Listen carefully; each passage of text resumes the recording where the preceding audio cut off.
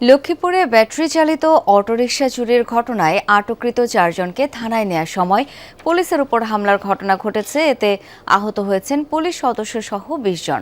বৃহস্পতিবার সন্ধ্যায় রায়পুর উপজেলার সোনাপুর ইউনিয়নে এই ঘটনা ঘটে। পুলিশ জানায়, ইফতারের সময় নিজ অটোরিকশা রাস্তায় রেখে বাড়িতে যায় স্থানীয় শাহ আলম। ফিরে এসে অটোরিকশা না পেয়ে তিনি খোঁজাখুঁজি করেন। সিলন টি রপ্তানিতে শীর্ষে। এলাকাবাসীর সহায়তায় সন্দেহভাজন 4 জনকে আটকও করা হয়। উদ্ধার করা হয় অটোরিকশা, তবে ব্যাটারিগুলো ততক্ষণে বিক্রি করে দিয়েছে চোর চক্র। পরে তাদের মারধর করা হয়। 999-এ ফোন পেয়ে ঘটনাস্থল থেকে আটককৃতদের উদ্ধার করে থানায় নেওয়ার চেষ্টা করে পুলিশ, কিন্তু ব্যাটারি না পাওয়া পর্যন্ত তাদের ছাড়তে অস্বীকৃতি জানায় স্থানীয়রা। এক পর্যায়ে পুলিশের উপর হামলা করে তারা। এ সময় 4 পুলিশ সদস্য সহ অন্তত 20 জন আহত হয়।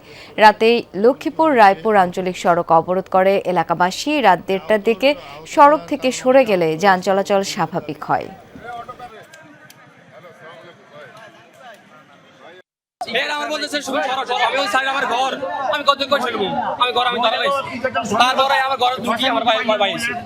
গিয়েছে আমাদের যে এখন যে সরকারি পুলিশ সুপার তার নেতৃত্বে থানার অতিরিক্ত ফোর্স তারা গিয়েছে স্পটে গিয়ে ব্যারিকেডটা সরিয়ে দিয়েছে এবং সম্পূর্ণ আছে।